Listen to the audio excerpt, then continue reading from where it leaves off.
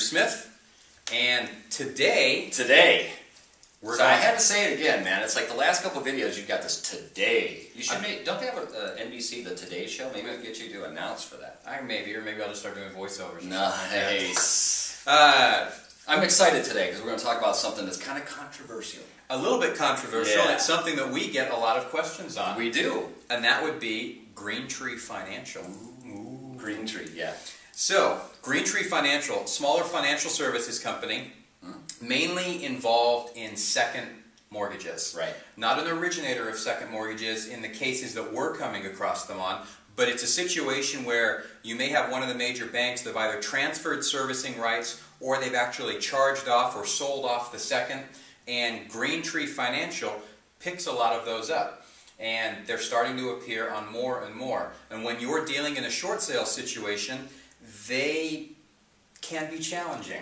They're very challenging, and I think that they think a little bit outside the box, as we like to call it in the business world. They think a little outside the box, and they're pretty set in their ways right now. Right. Yeah. Whether or not everything they do is in accordance with acceptable guidelines is a whole other topic. But normally, in a situation, what we have found, again, and we're only speaking from experience that we have found, but if you end up with GreenTree on a second mortgage, they have according to them, they have a fairly high success rate in the collections that they get. Right. But the dollar amounts that they're looking for are rather different. So what they have told us is they want to settle a second, release that lien. They want 10% of the offer value. Right.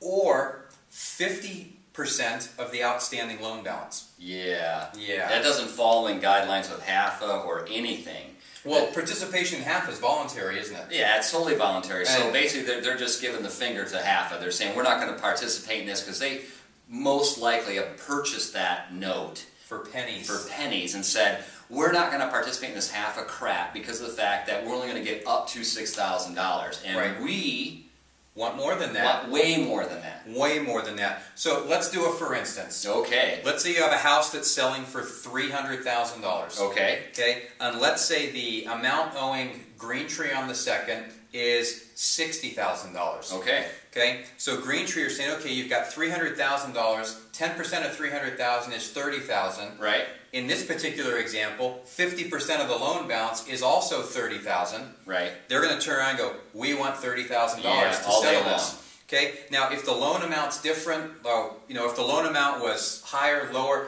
they're going to go with that number that nets them the most money. That's right. They're always going to go with the higher number. They're always going to go with the higher number. So here's your challenge. GreenTree have come back to you and said, we want $30,000 to settle.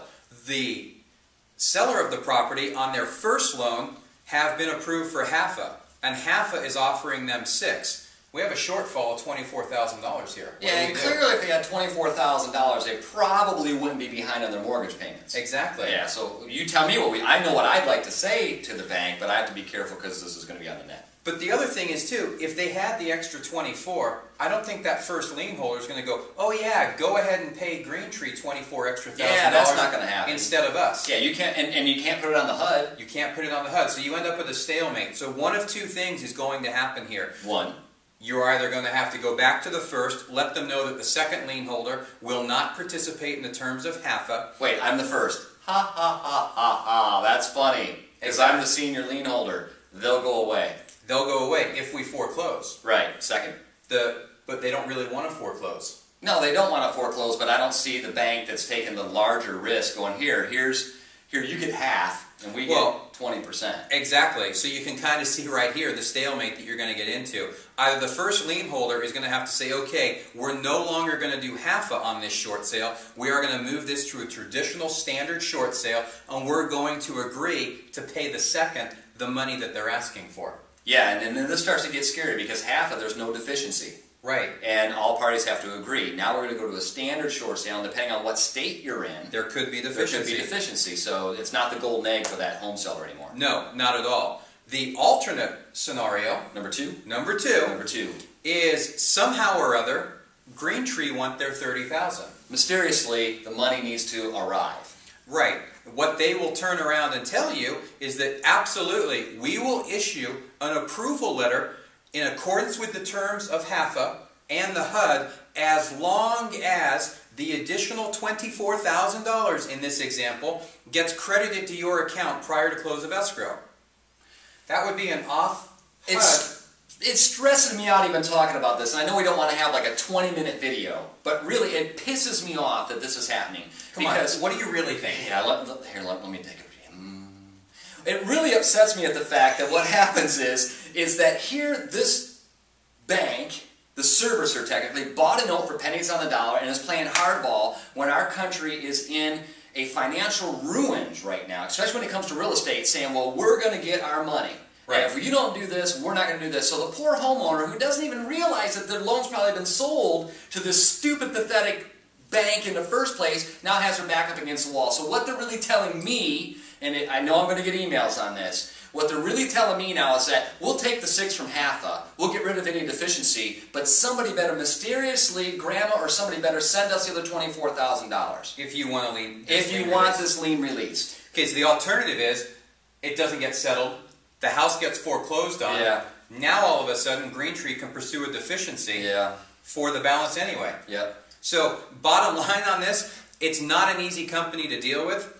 They are very set in their ways. We would love to see this change. We would love to see them come in line with what all of the other banks seem to want to do, with the exception of a few, and do what's right. Do what's right for the seller. Do what's right for the people that are in a mess. Now, you know, it's just not right. I mean, it's an investment. I mean, okay, now I'm a little bit calmer, and I understand if I bought a note, a $60,000 note for $10,000, and my numbers are probably not too far off of reality, okay?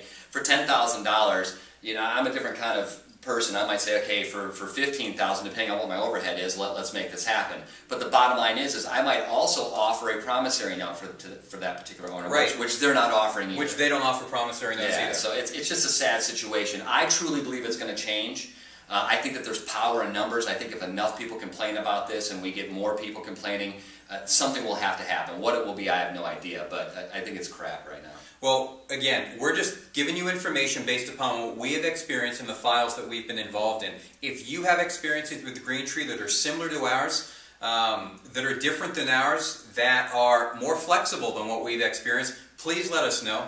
And again, if you've got experiences that are exactly the same, please let us know. We need to know about this. And that way, again, if enough of us get together and we all start reporting back on exactly what we've experienced with GreenTree Financial, we can try and see, like Troy said, power in numbers, see if we can affect some change. Yeah, or maybe we're just talking to the same person at GreenTree that's being the bulldog, and maybe some of you out there have had really good experience, and maybe there's someone else that we can talk to. I mean, we've gone up the chain to supervisor and vice president status, and they're still telling us the same darn thing. The exact same thing. But maybe there's something that we need to learn. We're always open for that. I will say they've been very nice. Of course they're very nice. Very nice when you call.